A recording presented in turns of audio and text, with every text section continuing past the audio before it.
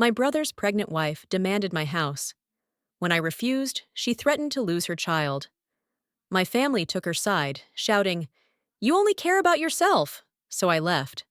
And 2 months later, I got the most amazing news. You have to think about more than just yourself, though, Lauren. These words seemed to hang in the air of our dining room, filled with the aroma of my mother's lasagna and the smell of fresh baking. I froze with my fork in my hand, feeling all eyes at the table focused on me. Wendy, my brother Noah's wife, who had just announced that she was 3 months pregnant, was looking at me with that special expression that came to her face whenever she tried to get what she wanted. "Excuse me?" My voice was quieter than I expected. "Your house, Lauren." Wendy patted her barely visible belly. "Noah and I think it's perfect for our future family. 3 bedrooms, big garden, great neighborhood. And your apartment above the pharmacy is still empty, isn't it?" I blinked a few times, trying to comprehend what I was hearing. My house, my grandmother Margaret's house, the one she'd bequeathed to me 5 years ago, was suddenly the subject of a Sunday dinner discussion. "It's not the apartment above the drugstore, Wendy. It's an office space for inventory and paperwork," I tried to explain, but I saw Mom and Dad exchange a look. "Honey, you understand," Mom began. "Noah and Wendy are expecting a baby. They need space, a garden." I put down my fork. The trembling in my hands became noticeable. Noah, my older brother by 2 years, sat in silence, studying his plate as if it held the answers to all of life's questions. Typical. He always let others have the difficult conversations, especially when they involved me. "You're lonely, Lauren," Wendy said, with that note of fake sympathy that always made me want to gnash my teeth. "You're 33, no serious relationships in years. Why do you need such a big house?" I felt anger flare up in my chest. It wasn't a feeling I was used to, but over the past year, since Noah had brought Wendy into our lives, I'd been fighting the irritation more and more. "Because it's my house, Wendy. Only because you've been taking care of her for the last 2 years." Noah suddenly interjected, looking up for the first time. "You know she loved us both equally." "That's not fair," I muttered. "Lauren!" My father leaned forward, his voice taking on that reasonable tone he used when he wanted me to agree with the family. "Think about it practically. You work 6 days a week at the pharmacy, you're rarely home. Noah and Wendy are starting a family. Don't you want to support your brother at such an important time?" I looked around the room. My mom was looking at me with hope, my dad with anticipation, Noah with a mixture of guilt and impatience, and Wendy. Wendy had that smug look on her face that told me she was already mentally rearranging the furniture in my house. "This isn't a practical issue, Dad. This is my house. I love this house. I don't want to sell it or give it away." "We're not asking you to sell it," Wendy quickly interjected. "There are no taxes or fees." I looked at her, amazed at her audacity. We'd only met a year ago, when Noah returned from his job in Seattle with a new wife none of us had ever heard of. And now she was sitting at our family table, demanding my house. "I need to go to the bathroom," I muttered, pushing back my chair. In the bathroom, I leaned on the sink, staring at my reflection. Pale face, dark circles under my eyes, after a week of double shifts at the pharmacy. I took a deep breath. I had always been the good daughter, sister, granddaughter, the one who gives in, compromises, puts the needs of others before her own. But this time it was about the only thing I had for myself. When I returned to the table, I saw that everyone had fallen silent. "I can't give you my house," I said, sitting down in my seat. "I'm sorry, but it's not going to happen." There was silence. Then Wendy pushed her plate away and looked me straight in the eye. "I thought family was more important than brick and wood." Her voice trembled, but her eyes remained dry. "I thought your brother's child meant something to you." "Of course your child is important to me," I replied, trying to sound calm. "But my home is—" "If we can't provide a proper environment for the child," Wendy interrupted, her voice suddenly louder, "I'm not sure I should have it at all." I heard my mom suck in a sharp breath. Dad froze, and Noah finally looked up, his face pale. Wendy, what are you talking about? He asked. I'm saying, she was looking at me with an undisguised challenge now, that if your sister is so selfish that she can't give up her house for her niece or nephew, then maybe I should seriously consider whether I'm ready to give birth to a family where my child is not welcome. Are you threatening? I couldn't even say it. Over the house? Lorene! My mother exclaimed. How can you say that? How can I? Now my voice was raised. Didn't you hear what she just said? She's pregnant. She's worried about her child's future. My father interjected. And you're being selfish. I'm being selfish. I couldn't believe my ears. She just threatened. A house is just a house, Lorene, Noah said, finally finding his voice. And this is our child's life. I looked at my brother, the man I'd known all my life, but didn't recognize now. Noah, are you seriously supporting what she just said? He avoided my gaze but nodded. We need a home for the baby. Wendy was openly crying now, her shoulders shaking, and my mom hugged her, giving me a disappointed look. You only care about yourself, Lorene, my mom said quietly, but her words hit me harder than if she had shouted. I felt something inside me break. All those years of trying to be good, all those compromises, all those times I put others first. I have to go. I stood up so abruptly that the water glass tipped over, spilling liquid all over the white tablecloth. I walked out of the dining room without looking back, grabbed my bag in the hallway, and left the house. I got into the car, my hands shaking so badly that I could barely put the key in the ignition. Tears were in my eyes as I pulled out of the driveway of my parents' house. The drive home was a blur. When I finally parked in front of my house, my grandmother Margaret's house, I just sat in the car, looking at the silhouette of the two-story Victorian building against the evening sky.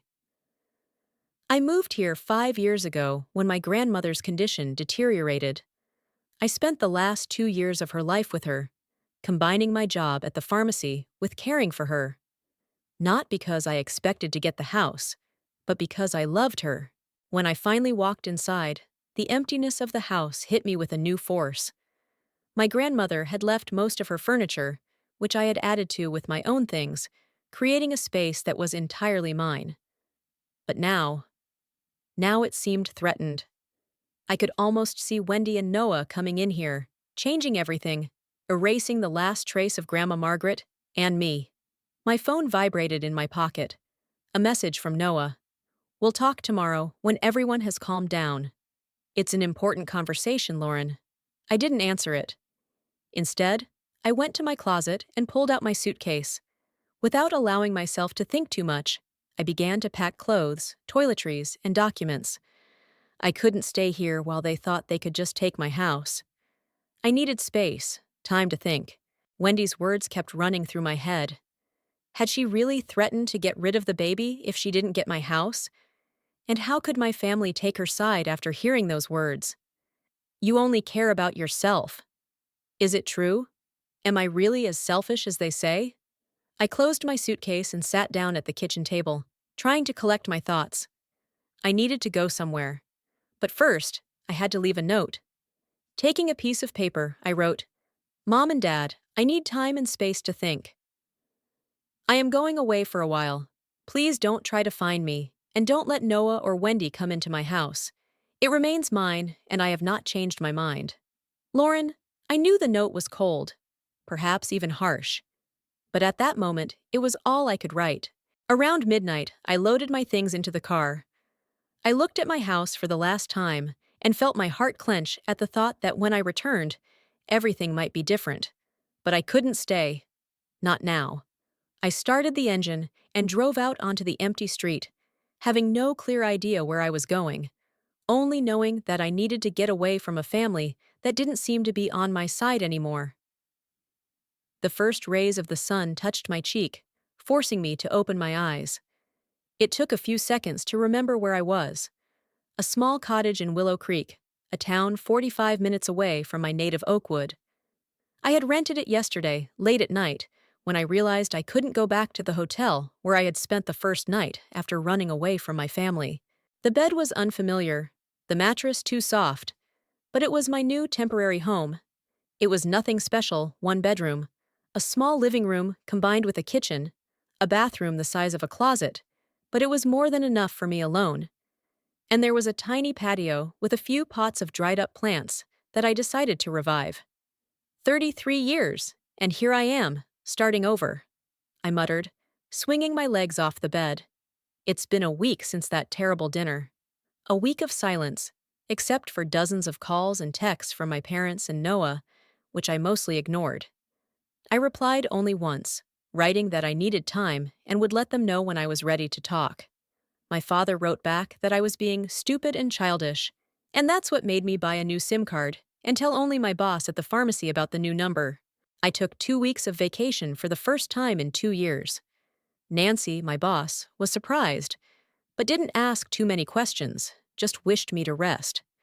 I had always been reliable for her, someone she could rely on, someone who agreed to take extra shifts when others refused.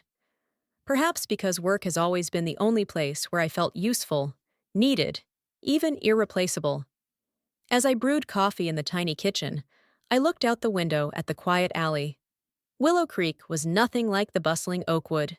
Here, everything moved more slowly, more calmly. The main street had only a few coffee shops, a grocery store, a hairdresser, and a movie theater that showed movies a few months late. A perfect place to hide and collect my thoughts. When I sat down with a cup of coffee at the old table that miraculously fit in the kitchen, my thoughts involuntarily returned to Noah. My older brother, the golden boy of the Murphy family. An athlete, an excellent student, a favorite of my parents. I had always been in his shadow, a quiet girl who was more interested in books than sports trophies. "You should take after Noah," my father would say, when I brought home grades that were only good and not excellent like my brother's. "Why can't you be more outgoing like your brother?" my mother would ask when I refused to go to another party with my classmates, preferring an evening with a book. And yet, despite all this, Noah and I were close as children.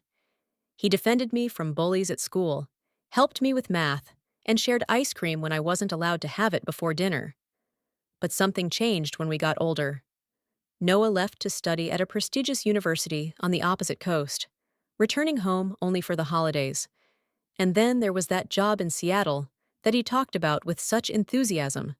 I stayed in Oakwood, choosing a local college and a pharmacy program. Not because I had no ambition, but because someone had to stay close to my parents. And when my grandmother Margaret became ill, it was I who took responsibility for her care. After I sipped my coffee, I looked at the several boxes of things I had brought with me. There, at the very bottom of one of them, was a photo album with my grandmother's photos. I couldn't leave it in the house, afraid that Noah and Wendy would somehow get in and destroy those memories.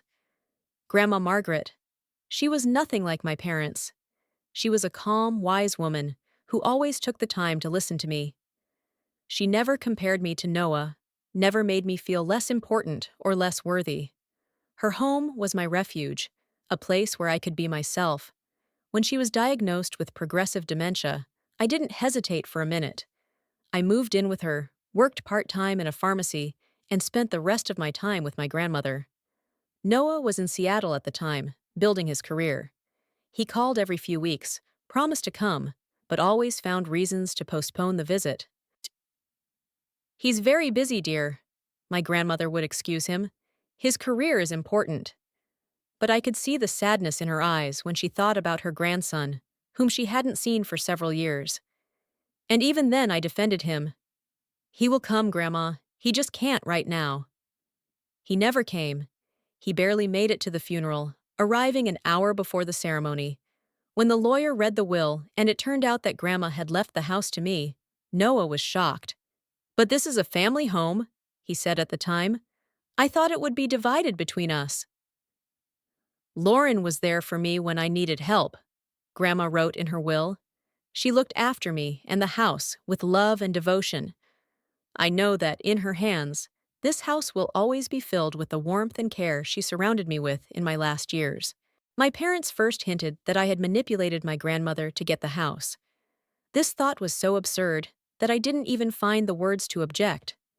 Noah seemed to accept it, but now, looking back, I realized that he was just waiting for the right moment. And then, Wendy came along. Noah returned from Seattle a year ago, introducing her as his wife. They got married there, in a close circle of new friends, as he explained. No one from the family was even invited to the wedding, but his parents, of course, forgave him for that, focusing on the fact that their golden boy had finally settled down. Wendy was strange from day one. Too sweet, too curious, too persistent in her questions about our finances, property, and inheritance. I noticed this, but I wrote it off as her desire to get to know her new family. Now, after that dinner, everything took on a completely different meaning.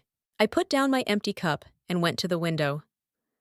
Opposite the cottage, across the street, was a small coffee shop called Zerno. I had noticed it yesterday when I arrived, but I was too tired to go in. Maybe today. 40 minutes later, dressed in jeans and a sweater, my hair damp after a shower, I crossed the street and entered the coffee shop. The bell above the door announced my arrival in a melodic way. Zerno turned out to be a cozy place with a few tables, large windows that let in a lot of light, shelves of books along one wall, and the aroma of freshly ground coffee filling the entire room. "Good morning," the man behind the counter greeted me. "How can I help you?" He was about my age, maybe a little older. He was tall, with a short, neat beard and glasses that made him look like a professor. The name Matthew was embroidered on his apron. "A large coffee with cream, please," I asked, looking at the menu on the wall. "New in town?" he asked, starting to prepare my order. "I know almost everyone here, but I've never seen you before." "Is it that obvious?" I tried to smile. "Small town," he shrugged. "Besides, I saw you checking into Mrs. Fleming's cottage yesterday." "I'm Matthew Gaines, the owner of this place." "Lauren Murphy," I said.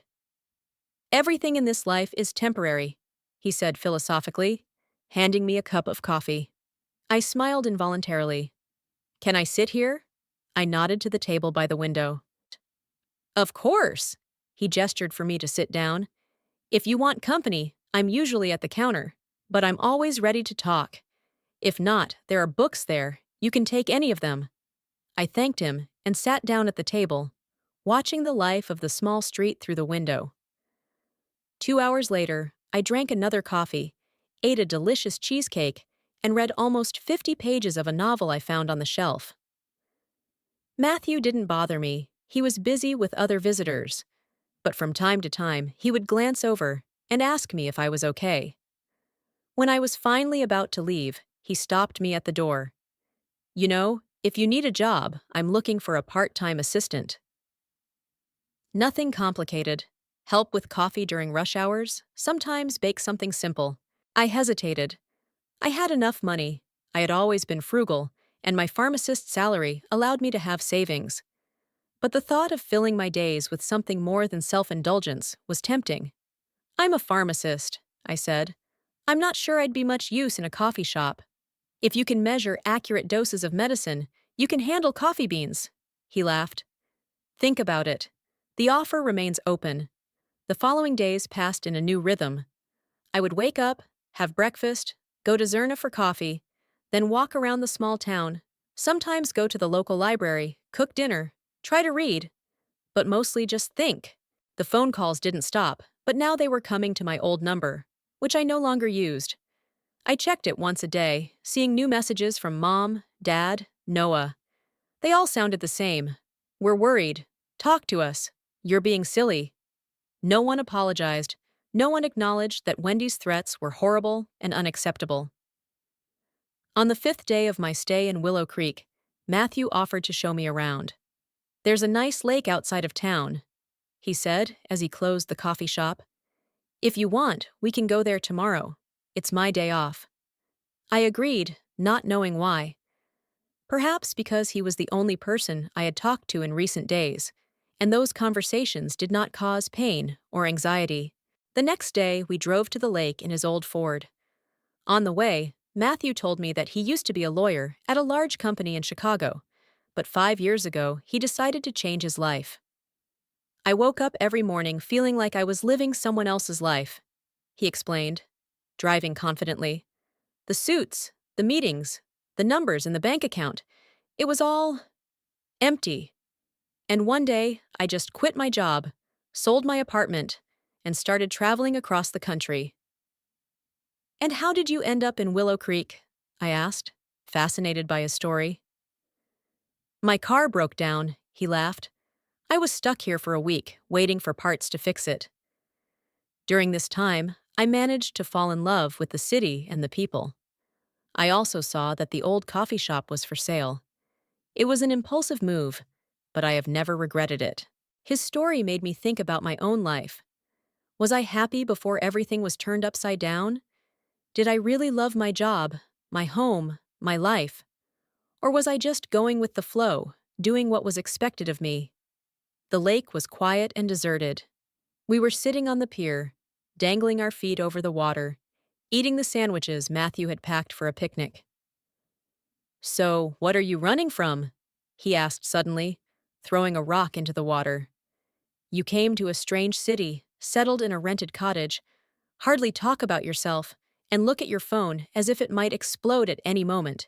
He listed the classic signs of running away. I was silent, not knowing what to say. Could I trust a complete stranger? "I'm sorry," Matthew sighed. "It's not my place, but I know what it's like to run from problems. Talking helps." And suddenly, I told him everything about the house, my grandmother, my brother, Wendy, that awful dinner, the threats. Words spilled out, unstoppable. He just listened, nodding. "And the worst part?" I whispered. "I almost believe them, that I'm selfish, that I should give up my house." "That's nonsense," Matthew said firmly. "Your sister-in-law threatened you to manipulate you." "That's unacceptable. And the fact your family took her side shows their issues, not yours." "But if they all think I'm wrong," I began. "The number of people who share a wrong opinion doesn't make it right," he interrupted. "Sometimes a family can be toxic. Sometimes those who are supposed to love and support us are the ones who cause the most pain." His words hit me right in the heart. I had never thought of my family as toxic before, but hasn't that been the case for years? Wasn't I always the one who gave in, sacrificed, took responsibility? Wasn't I always expected to be the smart one and the reasonable one, while Noah got away with everything? "What should I do?" I asked quietly. "I don't know," Matthew answered honestly, "but I think you did the right thing by taking a break. Sometimes we need space and time to see things more clearly." That evening, when I got back to the cottage, I pulled out my old phone and read the new messages. They were all similar to the previous ones, but one from Noah made me stop. "Lauren, Wendy said you misunderstood her. She never threatened to get rid of the baby. She's just very upset and worried about our future. Please come back so we can explain everything." I read this message 3 times, feeling the anger growing inside me. Were they now even denying that there had been threats? Were they trying to convince me that I had made it up or misunderstood? That evening, for the first time, I was relieved to leave. I couldn't go back to a family that had not only turned their backs on me, but was now trying to rewrite reality.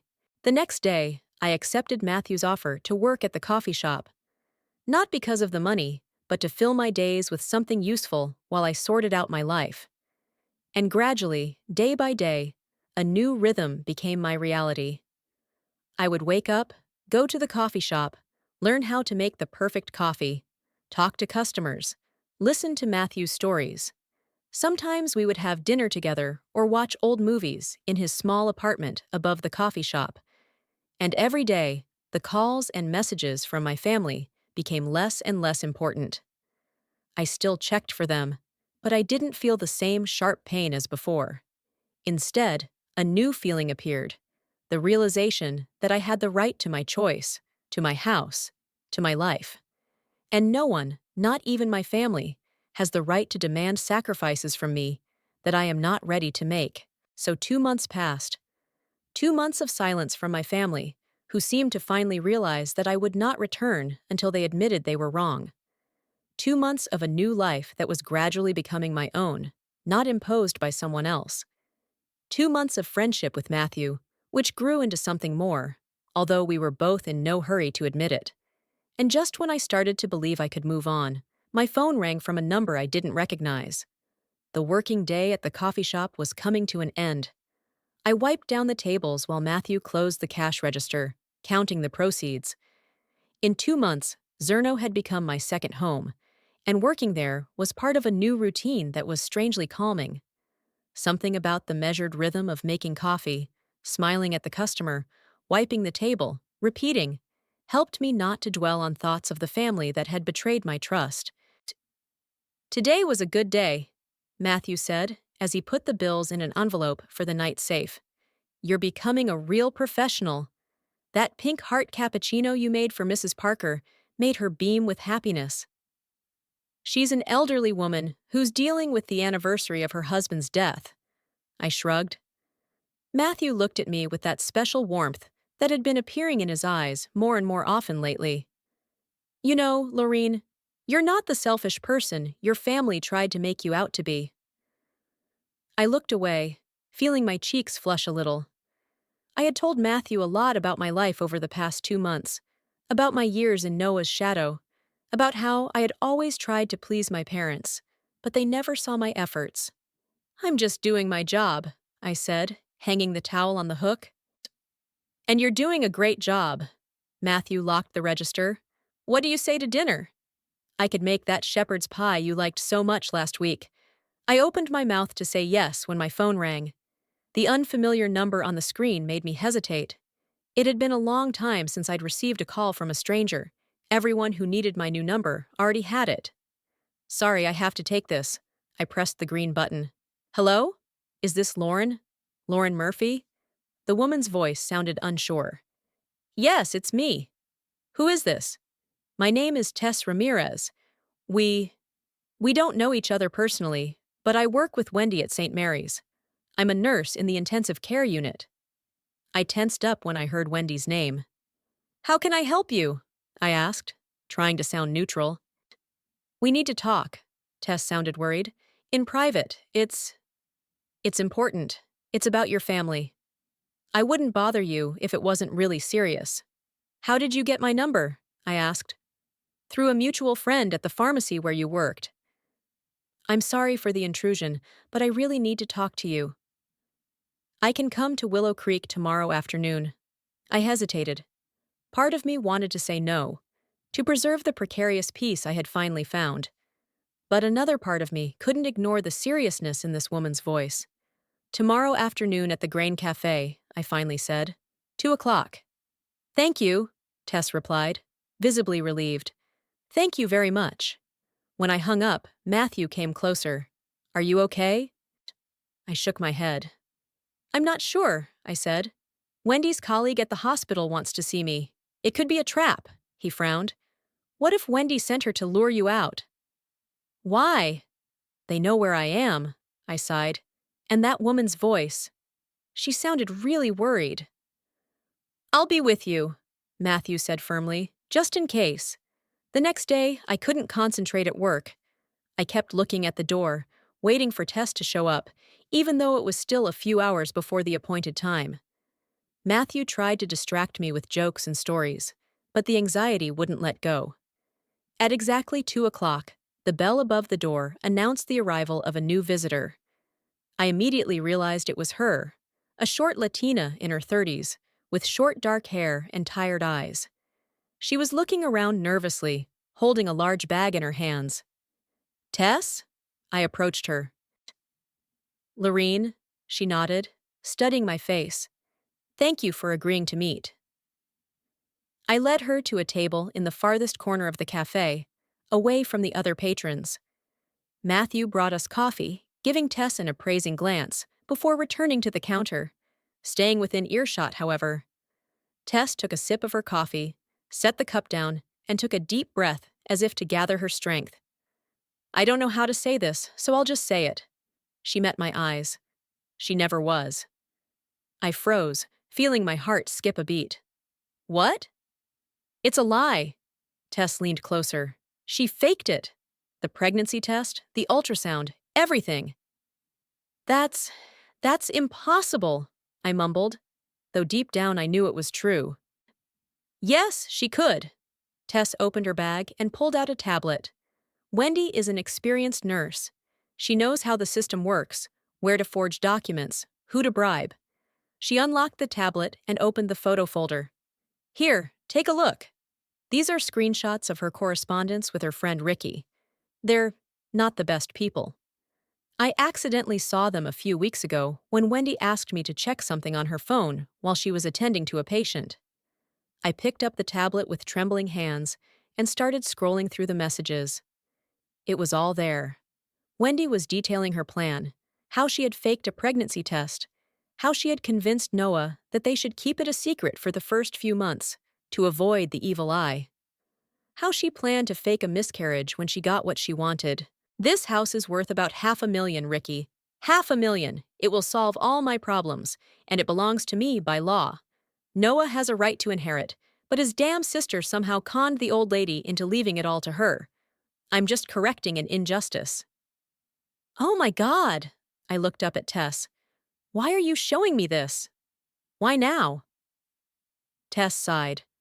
I didn't know about any of this when it started. Wendy told everyone at work that she was pregnant, and we congratulated her. But then I saw these messages. And then something else. Wendy has been missing shifts lately, borrowing money. There were rumors that she had a gambling problem. And a week ago, I overheard her talking on the phone to someone she owed money to. And you decided to tell me instead of Noah? I asked. I don't know your brother, Tess replied, but I've seen Wendy talking about him in her texts. She thinks he's an easy target, a puppet. I was afraid that if I told him, she would convince him that I was lying. And also, she hesitated. There's another reason I came to you. Tess opened her bag again and pulled out an envelope. This is what she's been discussing with Ricky about what she's going to do when she gets the house. She plans to sell it right away to pay off her debts. She's even found a buyer already. And she plans to fake a miscarriage next week. She says that your family has put enough pressure on you, and soon you will give up. What if you give her the house, and she tells you in a few days that she has lost the baby? How will you live with that? I felt my insides go cold. Wendy was planning to take advantage of my kindness, my desire to do the right thing. She was going to use my love for my unborn child to trick me into taking the house, which she would then sell. Do you have copies of this evidence? Matthew suddenly asked, who obviously couldn't listen anymore and came over to our table. Tess shuddered, then nodded. Yes, I have backed up everything. But I'm scared. If Wendy finds out that I've discovered her plan. She won't, I took Tess's hand. I promise. But I need this evidence. You can give the files to me, Matthew said. I'll make sure they're safe and that no one can trace them back to you. Tess studied his face, then looked at me. Do you trust him? Completely, I said without hesitation. Good, she nodded. I'll pass it on. But be careful. Wendy is not one to give up easily. When Tess left, Matthew and I were left sitting in silence. I was still holding her tablet with open messages, unable to look away from the horrific words. What do? I finally asked.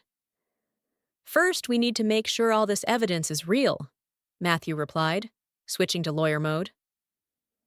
We spent the next few days studying the evidence Tess had provided. Matthew used his former legal connections to verify some of the details. We found that Wendy was indeed in serious debt, about $100,000, to several creditors, including one with a reputation that left no doubt about his debt collection methods. She's desperate, Matthew said, looking over the documents he'd been able to obtain, and desperate people are capable of terrible things.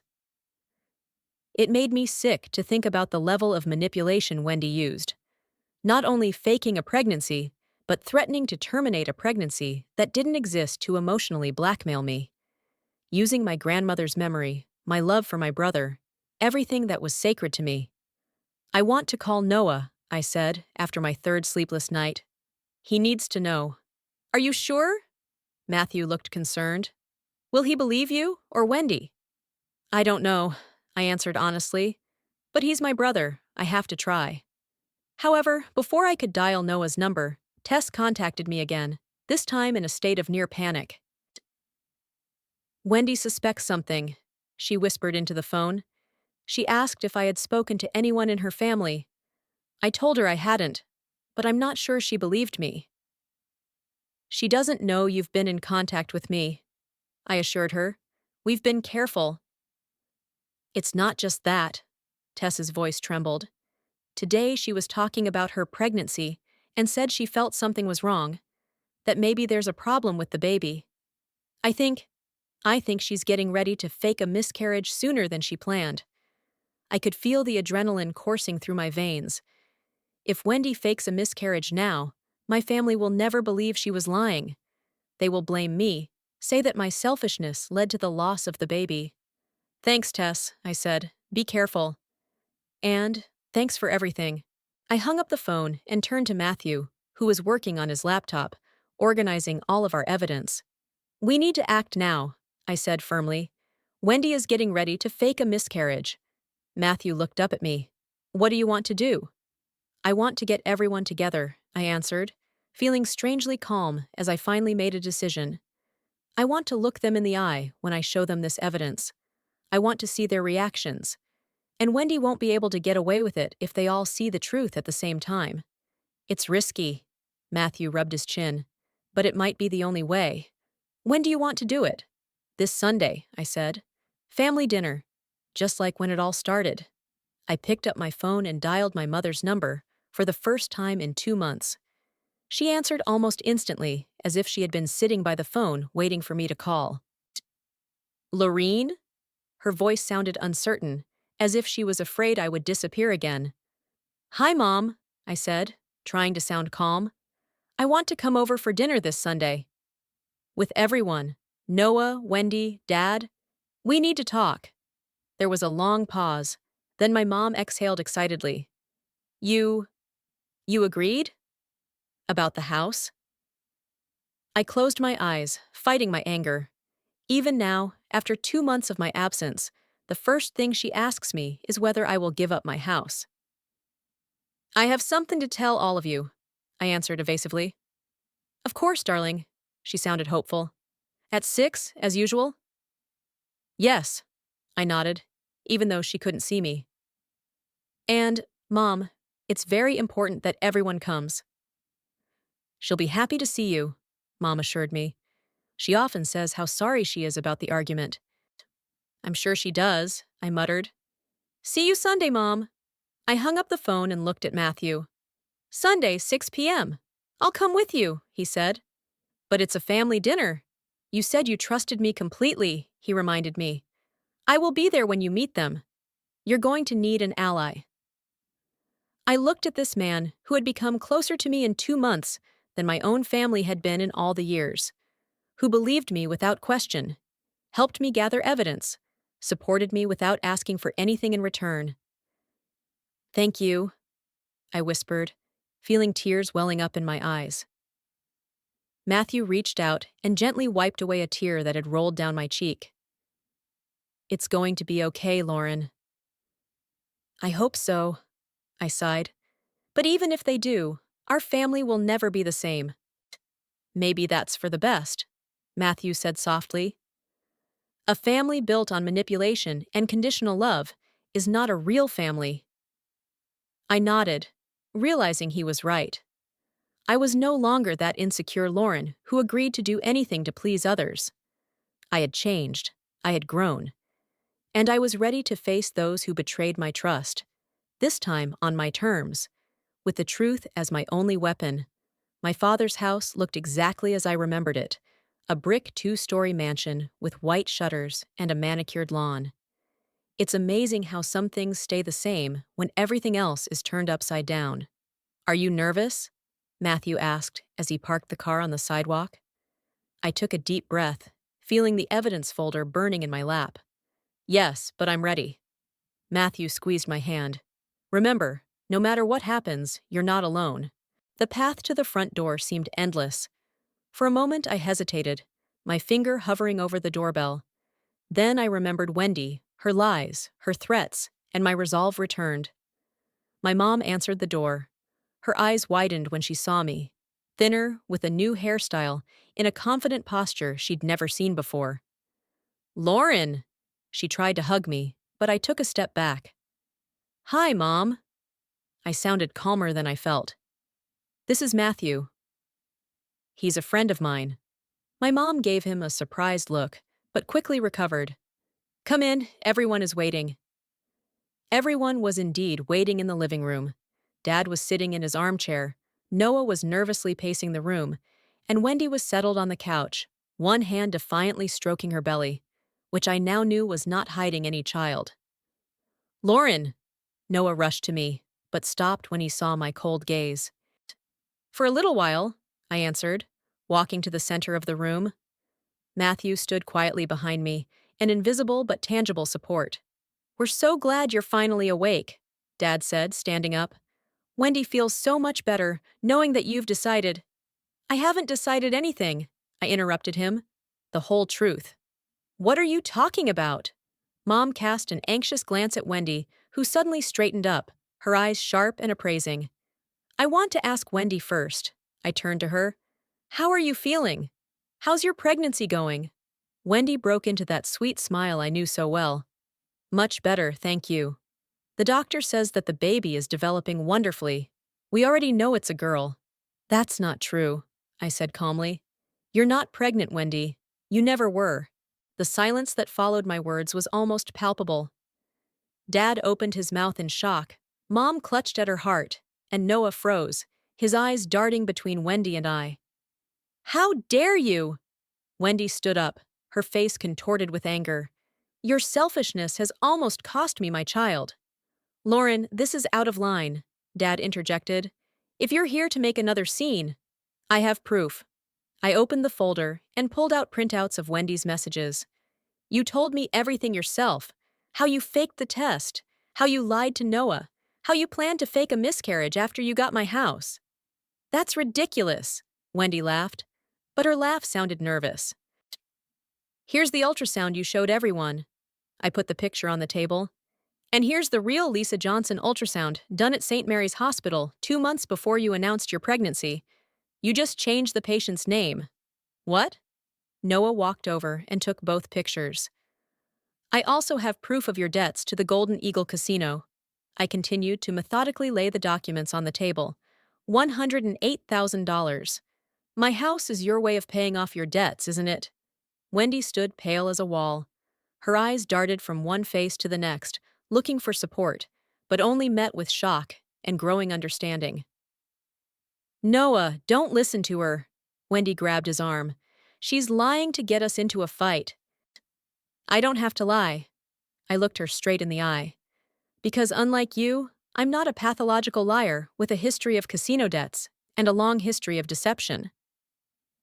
What is she talking about? Noah pulled out of her grip. Wendy Brooks is not her real name, Matthew answered for me, interjecting for the first time. She changed her name after she was convicted of fraud in Nevada 3 years ago. Who are you? Wendy screamed, her face now flaming with anger. The former lawyer who helped Lauren uncover your scam, Matthew replied calmly. They'll want to talk to you soon. That's not true, my mom whispered, sinking down on the couch. It's true. I went over and sat down next to her. She lied to us all, me, you, Noah. There was no pregnancy. It was just an attempt to get my house so she could sell it quickly and pay off her debts. I would never, my dad started, but trailed off, unable to finish his sentence. Accuse me of being selfish? You wouldn't have sided with a woman you barely know against your own daughter? I couldn't contain my bitterness. All of you did. Noah stood frozen, his eyes darting between the papers on the desk, and Wendy, who was now pressed against the wall, backed into a corner. Tell me it's not true, he finally said. There was a moment of silence. Then Wendy straightened up, and her face suddenly changed. Gone was the softness, the innocence. Instead, there was a cold, calculating rigidity. Okay, she smiled ominously. You want the truth? No, I'm not pregnant. So what? It's not a big deal. Your precious Lorene doesn't need this house. She's a lonely woman with no future, no family. You threatened to get rid of a child that didn't exist. Noah shook his head, as if trying to wake up from a nightmare. How could you? Wendy laughed in his face. Did you think I was really in love with you? A spineless son of a bitch who couldn't even protect his own inheritance from his sister? I needed the money, not you. Every word she said hit him like a slap in the face. Noah stepped back, pale, as if physically ill. Lorene, my mother looked at me with despair. We didn't know. We thought. You thought I'd give up my home for a child that Wendy threatened to kill if she didn't get what she wanted? I shook my head. What part of that seemed normal to you? We were wrong.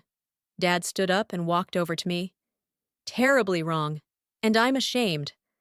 I could see the sincere regret in his eyes, but the wound was too fresh to forgive so easily. I need time, I said. We all need time. You're not going anywhere. Wendy suddenly screamed, rushing to the door. You can't destroy everything I've built. Matthew calmly blocked her path. The police are on their way, Wendy. Or is it Geraldine? I think you'd better stay and explain. It's your fault.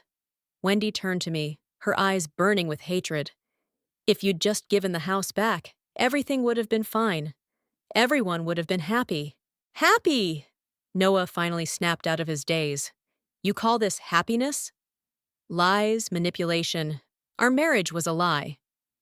Like most marriages, Wendy shrugged. You got what you wanted, the status of a married man, a father. I would have gotten what I wanted, money. Isn't that a fair deal? I could see the last vestiges of love in Noah's eyes give way to realization, then anger, and finally deep sadness. I want you to leave, he said quietly. Take your things and leave. And where will I go? Wendy laughed, but her laugh sounded hollow. To your creditors? They're not as understanding as your family. It's not our problem anymore, Dad said firmly. You used us against our own daughter. The doorbell rang. Matthew opened it, letting in 2 police officers.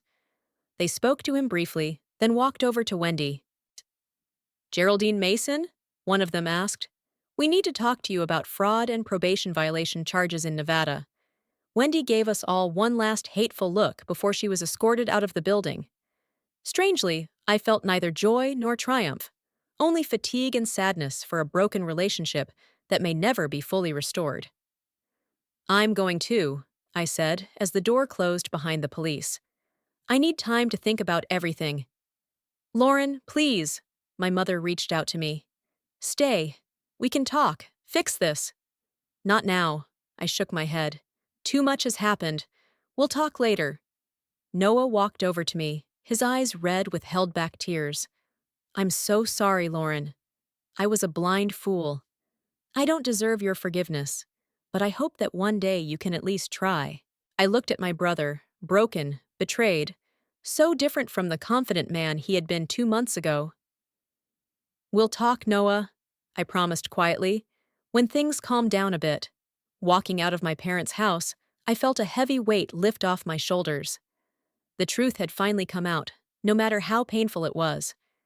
There was a long way to go to heal, to rebuild trust, but the first step had been taken.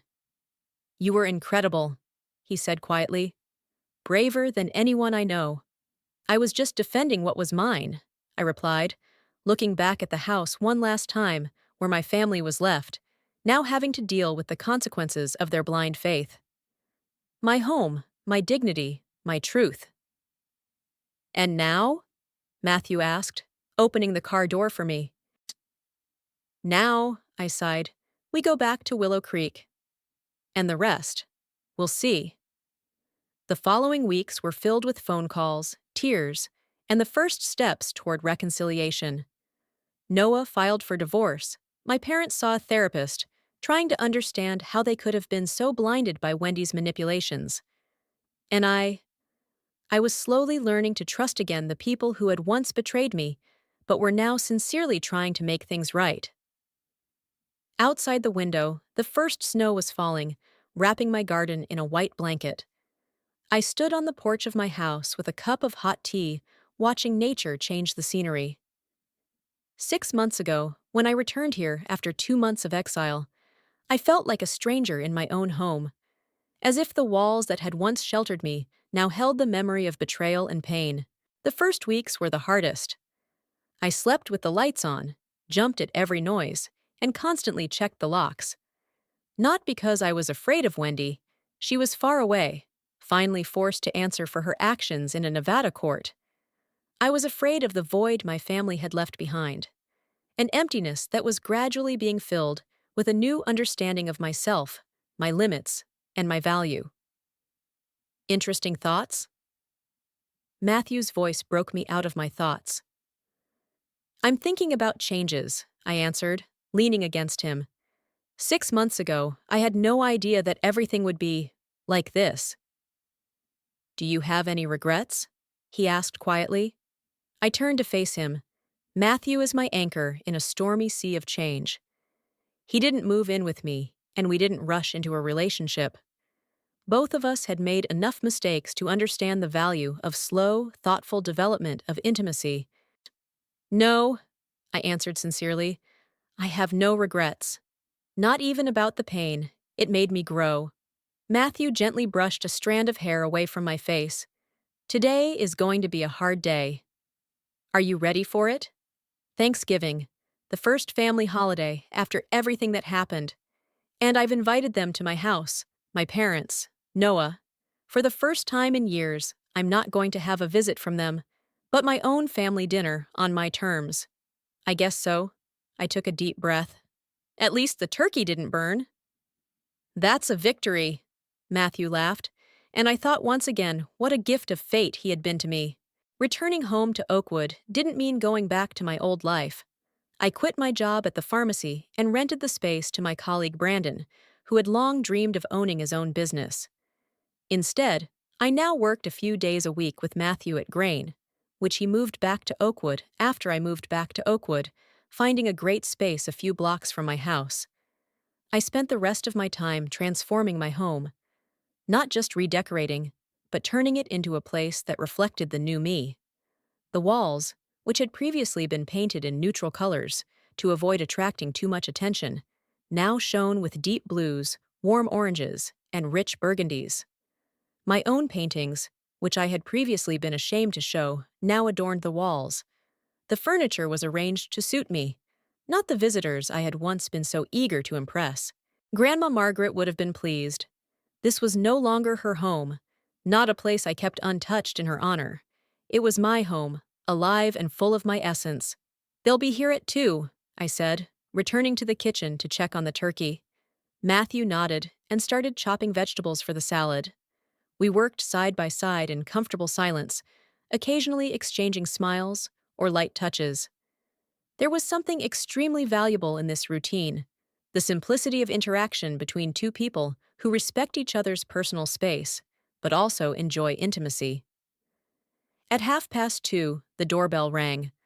I wiped my hands, took a deep breath, and went to answer it. Noah stood on the threshold, his hair tousled and showing the first gray, with a bouquet of flowers and a bottle of wine. Hi, he said uncertainly. Hi, I stepped back, letting him in. Noah walked in, looking around with a look of surprise. Things have changed so much here. So have I replied, accepting the flowers. It was more than a casual question. My brother had been through a living hell since his divorce from Wendy. First the denial, then the anger, the drinking, the depression. There were weeks when I called him every day just to make sure he was alive. And then, therapy, hard work on myself, the first steps towards a new life. Better, he nodded, and I saw sincerity in his eyes. And 2 months at a new job. That's great, Noah.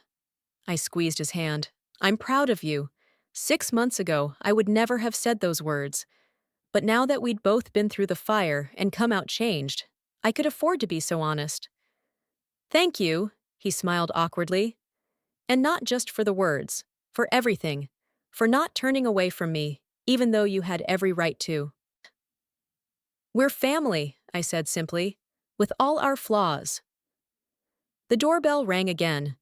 This time, my parents were standing on the doorstep, my father holding a basket of homemade pastries, my mother nervously fumbling with the strap of her purse. Daughter. My mother took a step forward, but stopped, not daring to hug me without permission.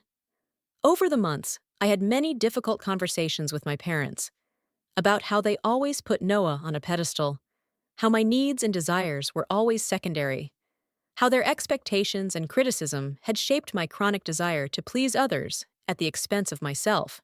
Come in, I stepped back, letting them in. Lunch is almost ready. It smells good, my mom said, taking off her coat. Did you make it all by yourself? With Matthew, I nodded toward the kitchen, where he was putting the salads on the table. He's a great cook. We're glad you found someone, special, my mom said carefully. After the first awkward moments, the tension began to ease. Matthew, with his relaxed manner of communication, helped to diffuse the atmosphere. My dad talked about his new gardening projects, and my mom talked about volunteering at the animal shelter where she started working a few months ago. There's this old dachshund, Betty, she said as we sat down at the table. She's 8 years old, and everyone is bypassing her cage because they want a puppy. But she's so smart, Lauren. I come 3 times a week to walk her. I've seen how parents try, both of them, how they look for topics that won't touch on painful memories, how they refrain from making the usual comments or giving advice. When we were already sitting at the table and Matthew was carving the turkey, Noah suddenly raised his glass. I want to make a toast to Lauren, to her strength and wisdom, for teaching me what real courage is all about. I felt my cheeks flush. Noah, don't. I do. He shook his head. I've been a terrible brother, Lorene. Selfish, blind, indifferent. I let Wendy manipulate me, use me against you. And when it all came out, you had every right to turn your back on me, but you didn't. You reached out to me when I was drowning. Without you, I would not have survived to this day. And I thank God every day for such a sister. There were tears in his eyes, and I felt them coming to my eyes. I have something to say, too. My father cleared his throat. Lorene, your mother and I, we made many mistakes in raising you both. We set unrealistic expectations, compared, criticized. We didn't see how much it was hurting you. I'm ashamed of myself. We are, Mom corrected, squeezing his hand. And although it won't fix the past, we really want to build a better future. With you, if you give us the chance. I looked at them. My imperfect, broken, but real family. We all made mistakes. We all wore masks, afraid to show our true faces. But now that we had survived the worst, we could start over. To a new beginning, I raised my glass, to learning to be real with each other. Lunch passed in a relaxed atmosphere. We talked about everything: work, plans for the future, childhood memories. Sometimes the conversation touched on painful topics, and then one of us got tense, but the others gave space. Didn't push. Let everyone go at their own pace. You didn't say anything about your new job, my mom said when we moved on to dessert. Not only that, I smiled. I also started counseling women who have experienced emotional abuse. A kind of support group. Not professional therapy, just a space to share experiences and find understanding. That's great. My mom looked genuinely enthusiastic. You've always been good at listening and understanding. Yes, I agreed, but I used to use it to adapt to other people's expectations. Now, I try to help others find their own voice. After lunch, we moved to the living room. My mom helped me with the dishes, my dad and Matthew were discussing a movie, and Noah was silently looking out the window. What are you thinking about? I asked, walking over to him. About how easy it is to lose yourself, he answered quietly. I lived so long trying to meet other people's expectations that when I met Wendy, she saw only an empty shell that was easy to fill with her manipulations. Ha! But now you're rebuilding. I touched his arm gently. Yes, he nodded. Because of you. No, I shook my head. You made the choice to change, Noah. You're the one who deserves the credit. He smiled, truly relaxing for the first time that day. When did you become so wise, little sister? When I stopped being afraid to be myself, I answered. When it was time to say goodbye, the hug was no longer so tense. Mom lingered a moment longer, whispering in my ear, I'm so proud of you, Lauren. I'm sorry I didn't tell you this before. I squeezed her back. Thank you, Mom. It means a lot to me. My father paused awkwardly, then hugged me firmly. Your grandmother knew what she was doing when she left this house to you. She saw something in you that we didn't see. Strength. When everyone else left, Matthew and I stayed on the porch, watching the snow continue to fall softly, enveloping the world in white silence. How are you? He asked, taking my hand. Tired, I answered honestly. But good. Better than I expected. You were incredible, he kissed my temple. Strong, but not cruel. I just want us all to heal, I admitted, separately and together. Matthew laughed softly. You know what struck me when I first met you? Not your beauty, although you are very beautiful. Not your intelligence, although you are very smart. I was struck by your kindness, the way you retained the ability to care for others despite all the pain you had experienced. I felt something warm spreading in my chest.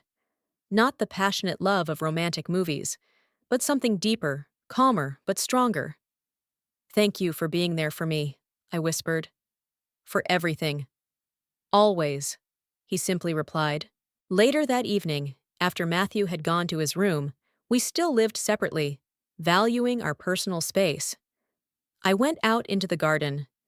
The snow had stopped falling, leaving behind a flawless white cover. The moon illuminated it with a silvery light, creating an almost magical picture. I turned and looked at my house, at the windows, which now shone with a warm, friendly light. At the door, painted bright red, my choice, my color.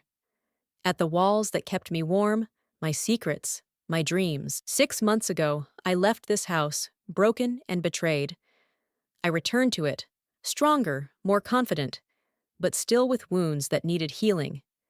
And now, looking at it, I finally felt what I had been missing for so long. The certainty that this house really belonged to me. Not because it was written in the documents, not because my grandmother bequeathed it to me, but because I deserve it. I deserve a space where I can be myself, without masks and compromises. Sometimes we have to lose everything to truly understand who we are. Sometimes the darkest night leads to the brightest dawn. Sometimes betrayal becomes the first step to freedom. I took a deep breath of frosty air, feeling it fill my lungs, my heartbeat, life pulsating in every cell of my body. My life, my real life, which I finally started to live on my own terms. I returned home with a smile. My home, a place that was no longer just walls and a roof, but a symbol of my new life built on honesty and self-respect. And although there was still a lot of work to be done with my family, with Matthew, with myself, I felt real peace for the first time in a long time. After all, the strongest foundations are not built of stone or concrete, but of truth, acceptance, and love. And this foundation was finally laid.